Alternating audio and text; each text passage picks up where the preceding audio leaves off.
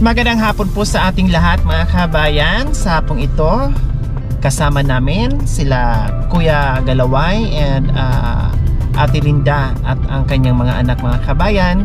Dahil sabi ko nga, no, naisipan ko na gusto ko ipa-experience sa kanilang mga kabayan yung simpleng paglabas, no, get together kasama buong pamilya.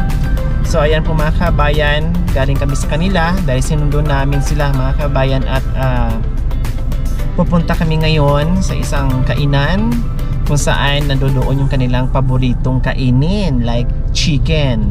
Madalas po mga kabayan, yan talaga yung bukang bibig nila pag tinatanong mo anong gustong ulamin, anong gustong kainin, chicken, chicken. Laging sinasagot ng mga kabayan. Kasi naalala ko nung unang pagkikita namin ni Kuya Galaway, no, nabanggit niya na dating nakatira sila sa Mount Pinatubo mga kabayan nung hindi pa pumutok, no. Lagi daw niyang tinatanong sa isipan niya, ano kayang hitsura ng bayan, no? Ano kaya yung ginagawa nila pagdating pagsapit ng tuwing Kapaskuhan? Yung mga ganong katanungan mga kabayan, no? Yun yung laging iniisip niya, no? At nung bumaba sila ng Mount Pinatubo at unti-unti na nila natutunan kung anong buhay dito sa bayan. So ngayon, yung mga katanungan na yun ni Kuya Galaway na kahit papaano ay gusto ko maranasan niya, no? Gusto ko maranasan niya. Pupunta kami ngayon sa kainan and then magsama kami buong gabi. Overnight kami magbanding sa buong pamilya ni Kuya Galaway at buong team, no? Kasama namin sila sa araw na ito hanggang bukas, no? Dahil gusto ko talaga ipa-experience nila ito, yung simpleng karanasan mga kabayan na hindi nila malilimutan. Kaya maraming salamat po talaga sa inyo. Yung panonood without skipping ads, pag-share, no, pag-likes, pag-comments, malaking tulong po yan sa channel ni Madam para kahit paano marami pating matulungan na gaya nila.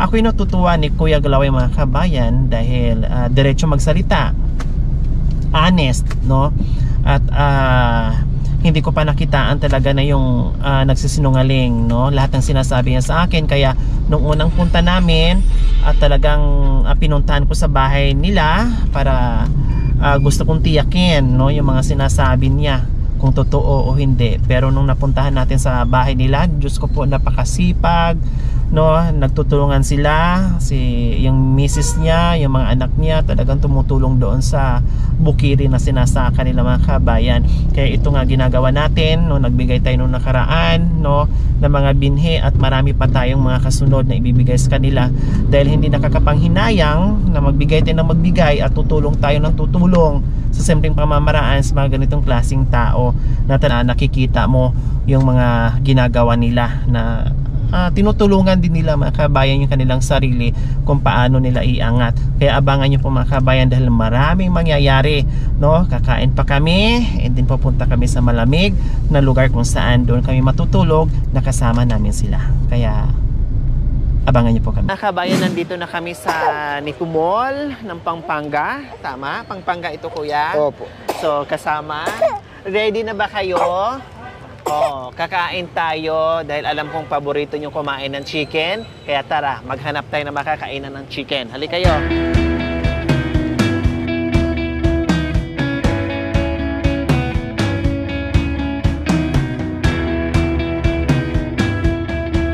Wow, ang ganda ni Gemma.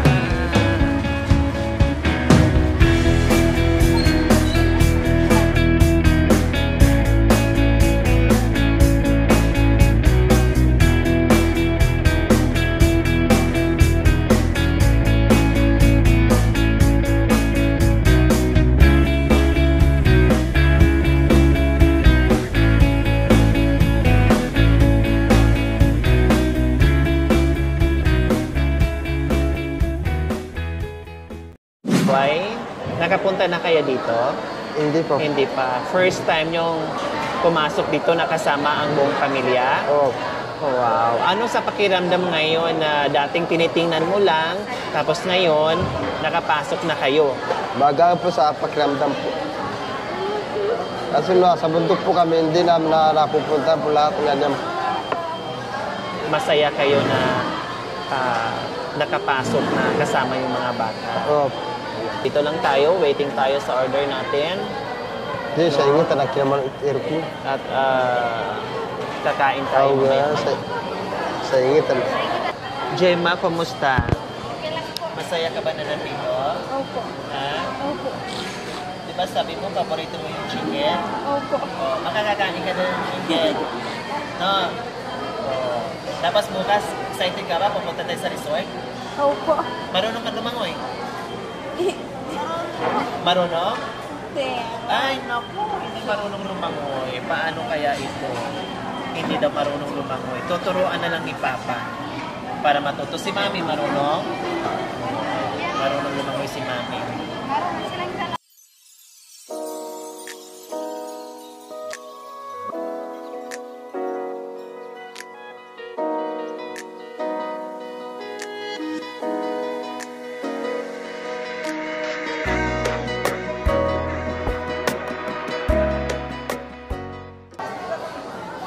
Maraming salamat po sa amin po ang ano po, sana po pag ano po sa amin po sa Panginoon po. Sana po lahat ng nagbibigay sa amin na expression po, ang tabahan mo sila po at saka kami po mga pamilya namin po. Amen. Amen. Okay, sige, kain tayo. Sige, kain na kayo. Mga na. Ate, mga na. Ha? Kaya ay nagpupidanan. Oh, yung gusto gusto mag ano. Ito kuya ha, yung gusto magkutsara ha. Oh. Ayan. Hindi, mag-ugas muna ako. Okay, Such precious time in this life. Well, everybody knows that it is better together. My heart is full with the love and we show. When I'm with you, I swear I could live forever. Today was a good day. Feeling like how it is supposed to be. Living life, hanging on a sunny ray. With you by my side, everybody knows we are better together.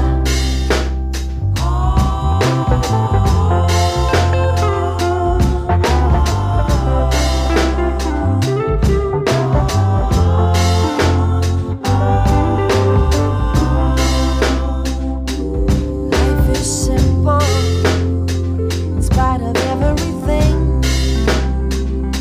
'Cause with our first breath, we cry out for a connection. Oh, heal my prayer. Oh, help me sing. Everything we need, we got in this reflection. Today was a good day. Feeling like how it is supposed to be. We live in life, hanging on a sunny ray. You by my side, everyone. Yes, akin din naman. Radio.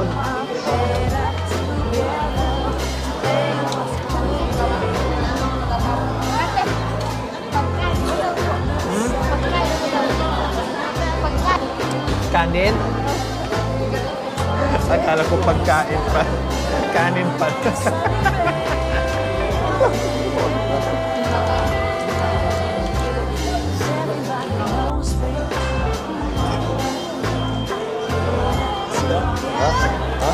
Dalawahin na dito. Dalawa na kayo? Isa lang? Di, akin din naman. Matabuhi ya, di kasi. Hindi lang. Isa lang sa'yo, kuya? Ayaw mo na? Ayaw mo na. Ito. Ikaw, Jem, isa pa? Ayaw mo na din. Ay mo na kuya? Nakakabusog po yung ano. Chicken? Maraming ano po, yung darab po. Tama na po sa kanya. Thank you.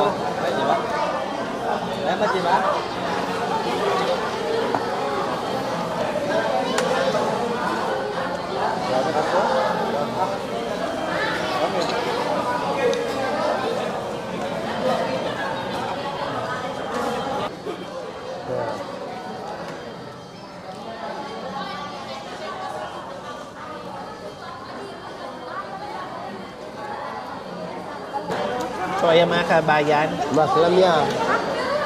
Manya sabaw. ang sarap tingnan na nag-i-enjoy sila.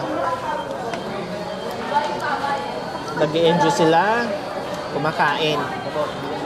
At talagang nakikitaan naman talaga natin na parang gustong-gusto nila yung talaga yung chicken. Diba? Wala ka magdating. Nakadagdag na sila. Sabi ni Kuya, busog na busog daw sa chicken. Kasi ang lalaki daw ng hiwa. At kilong. Eh. Marami pa tayong pagkain. Ang dami natin binili kanina, Kuya. Di ba? Nakita mo kanina, nandun sa likod. Oh. Kaya natin ubusin yun. But, tignan natin po ang pagka. Tingnan natin kung kakayanin. Ang dami nang binili natin. Oh.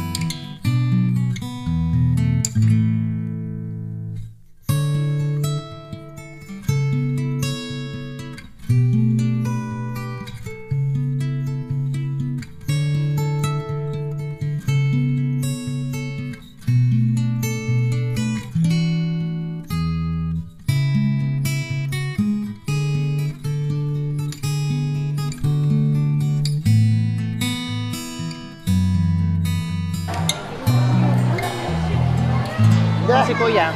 Di. Ay, tara na. Di itukdo mo eh. So ayan mga kabayan, tapos na kaming kumain. Uuwi na kami, pupunta na kami sa malamig na lugar. Sa resort po mga kabayan.